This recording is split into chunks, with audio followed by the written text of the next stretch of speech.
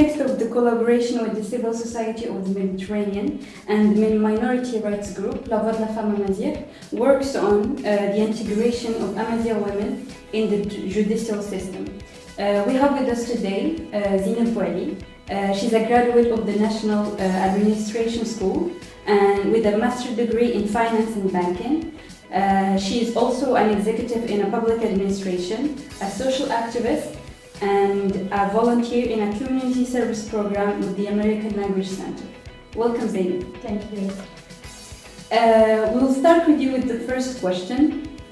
The topic will be the linguistic policy and its impact on the integration of Amazigh women into the judicial system.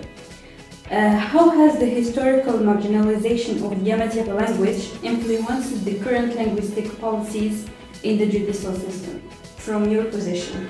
Okay, firstly, I want to thank you for having me first. I think that historical marginalization of Amazigh can be traced back to the colonialism period and subsequent post-independence times, when Arabic and French became the dominant languages in the official context, in education, administration, and in law as well. So we can say that the marginalization of Amazigh is a result of an underrepresentation in the official context, including judiciary. So that as a consequence, Amazigh speakers they often face barriers accessing to justice, such as lack of legal documents and services in their language, which lead to misunderstandings and loss of their rights, who normally have to benefit from the same treatment as their co-citizens speaking other languages, mainly Arabic and French. Fortunately, I think that the 2011 constitution that recognized Amazigh as an official language has led to some progress, and also we can say also that the organic law 2616 also it has led to some progress. Yes. However, I think that probably is in the implementation of these laws.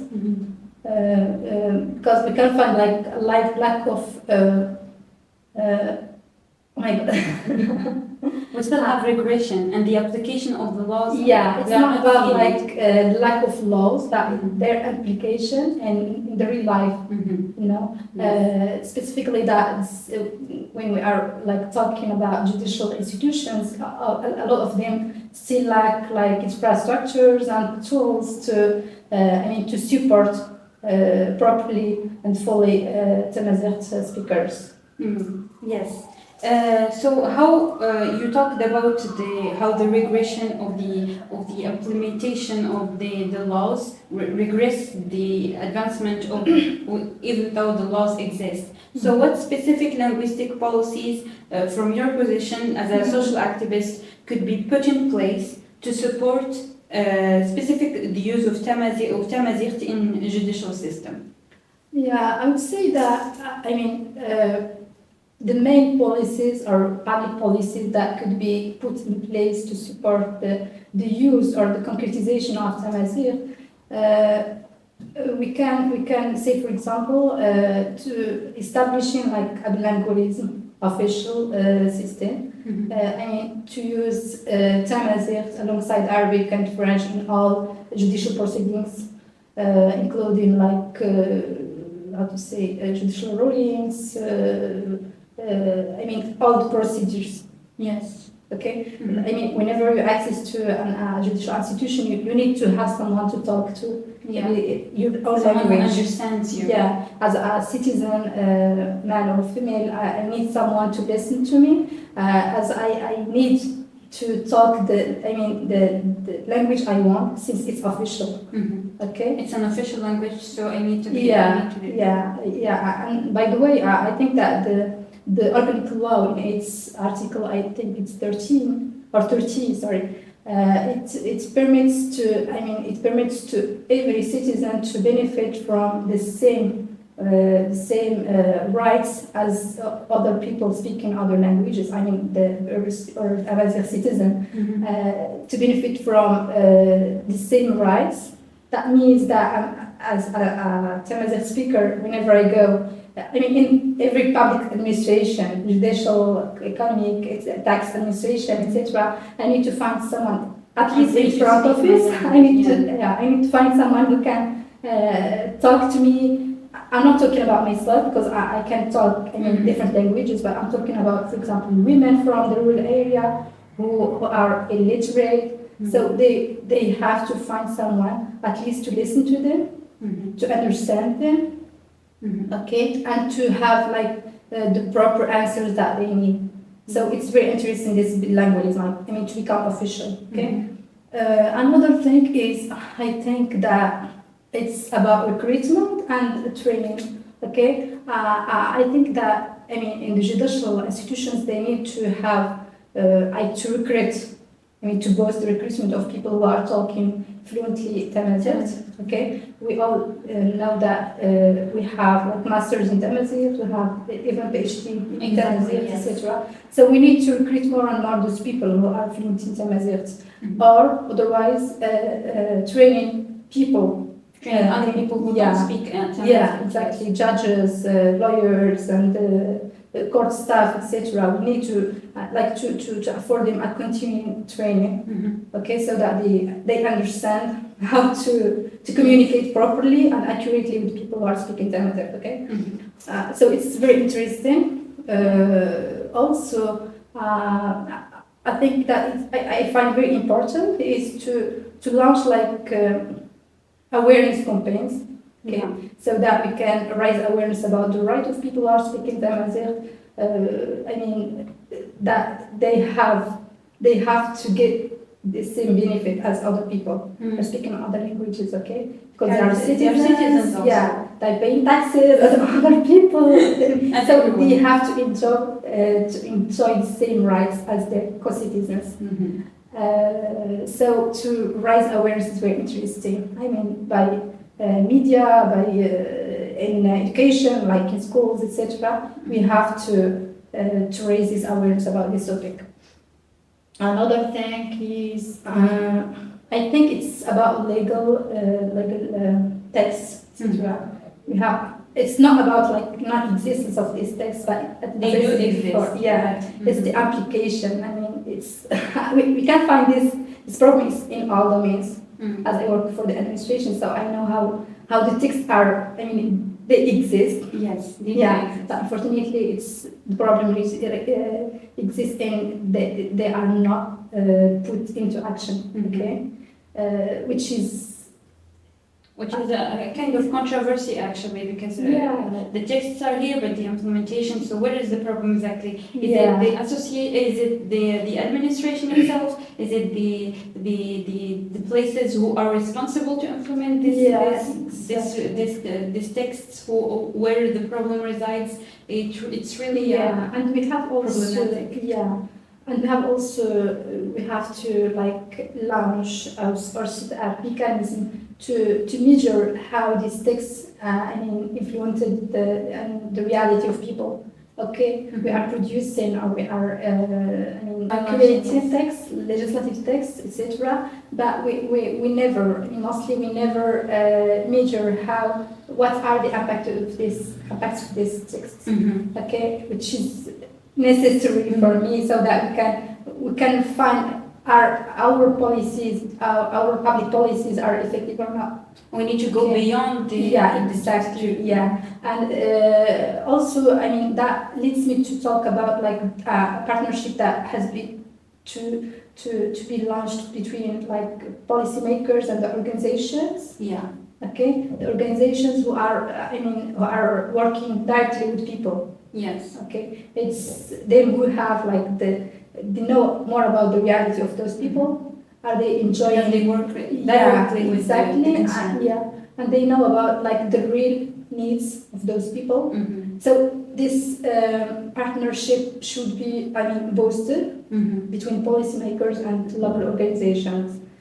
In order to to attain our goals. Exactly. Yes, exactly. You underlined the unfortunately illiterate women who face really big problems in being understood and being heard. Have you encountered any of these experiences, and how did it impact your career in social activism, so that you started working and researching to find more and to raise awareness in this? Actually, personally, I didn't face any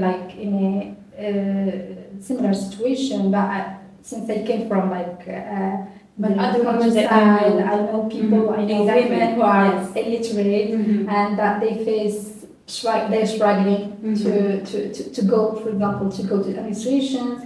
They are not independent. Okay, they always need someone to go with them. So it's like we are.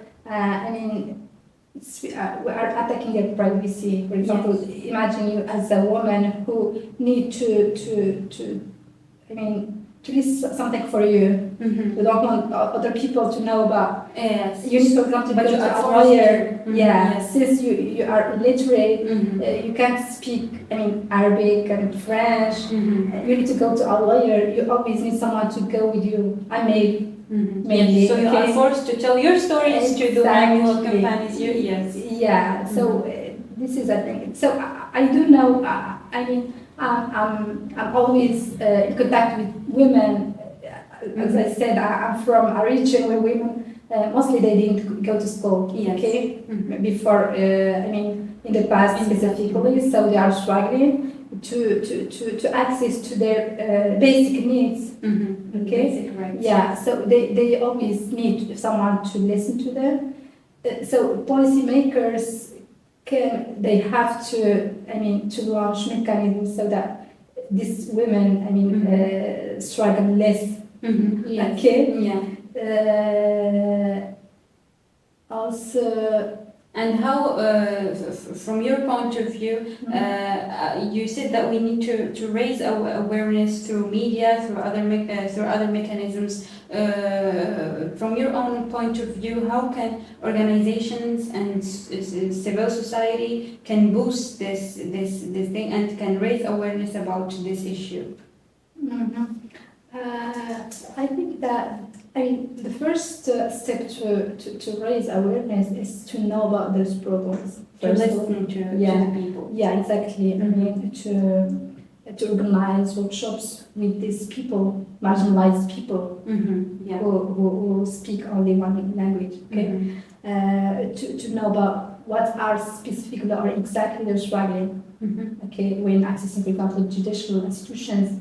Okay, so that we can, report the real needs to the policymakers. Yeah, so that we can cut off with that, centralization system when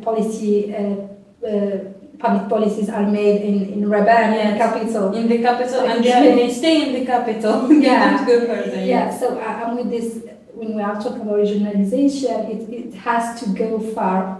Okay, so the needs they have to be, reported from the local regions. Yes.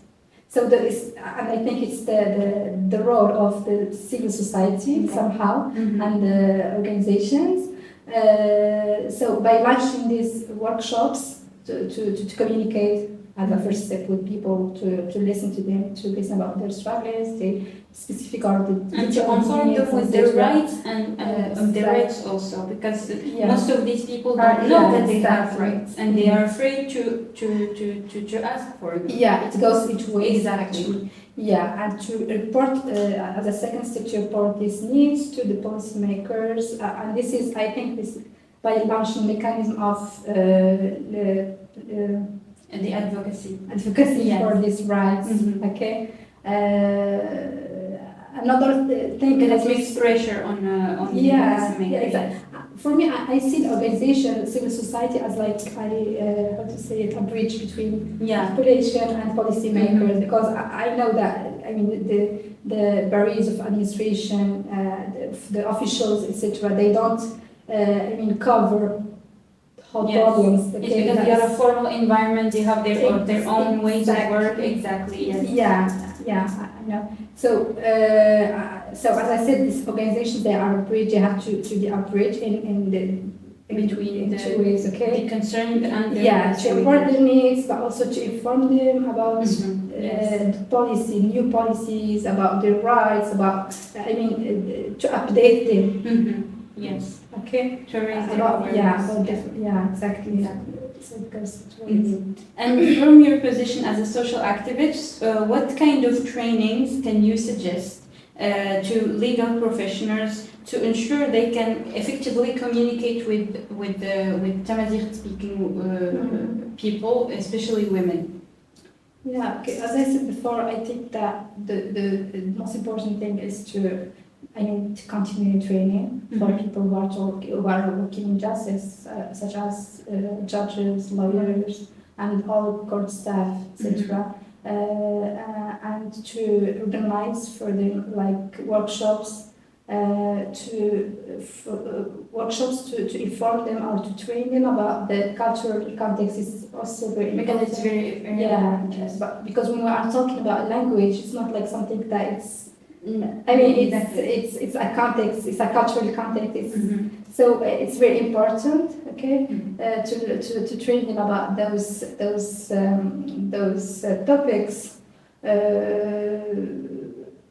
Also. In the education system, for example, should there be, because there is, I think, a bachelor now in Tamazight. Master. Yes, a master degree also. How should they open opportunities for their people to specialize and to bring them into the judicial system in order to help the concerned who are close to them? Yeah, it's because of that I said before that we have to boost the recruitment of people who are fluent in Tamazight and who have degrees in Tamazight, okay? Because they know more about their population, about these communities, about their needs, etc. So I think that we have taken very interesting actions. Yes. We can't deny that. Okay, the problem is to continue in this process of ameliorating the context, etc. So when we are training or we are preparing people with degrees in Tamazight, that's a good thing. But we need to recruit them in the proper places, okay, in courts, when we are talking about judicial system. Courts, about lawyer offices, cabinets. Yeah, exactly. So that I think there are some of them. Yes, there are some, but it needs more to be a collective thing and to integrate more.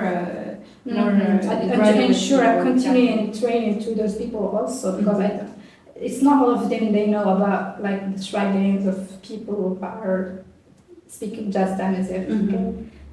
I think it's okay. It's everyone knows about it, but it's about it's a professional knowledge. Yeah, they don't really have. They don't really know the struggles. Yeah, and exactly. because they don't see them. But when you are in contact with those people, you know better about what they are really facing. Yeah, and the people they need. I have the impression that people they need to take this topic seriously. Okay, I'm talking about policymakers, about people who are working in the judicial administration and the administrations in general. Okay, because it's not about, as I said, lack of text or of jurisdiction measures, etc. It's not. It's about the concretization of those policies or those texts. Okay, when I talked before about like the organic law 2616 about the official activation of Tamazight. Okay, it's when you read it, it's very optimistic. It's very interesting. Okay, it gives us hope that that when we go to to those institutions, as they work for example, in the public administration, I never in an article 30 or 32, it says that the public administrations in all its categories, ministries, public companies, territorial collectivities, etc., they have to prepare an action plan so that they, to put into action those measures, okay, to activate Amazigh in the It is actually areas. said in the text. Yeah, but when we go to an administration, for at least when I work, I've never heard about that. About like Yeah. I think it's everywhere. So I think that people, they are not taking those things seriously, unfortunately. So That's why civil society needs to put more pressure exactly. to push these administrations and these public sectors to actually take action and make a difference. Yeah, exactly. So Ms. Zineb, can you please say tell us a last word?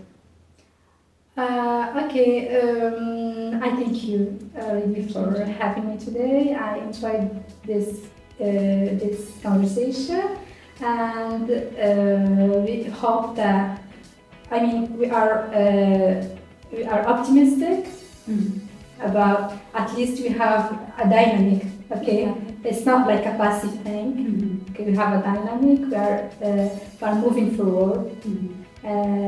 Slowly but surely. Yeah, sure. And I'm glad about that. I'm glad about this dynamic. I'm glad about the work that is done by the organizations, etc. So, yeah. Thank you very much, Zineb, for your expertise and for the information that you gave us. Thank you for accepting our invitation.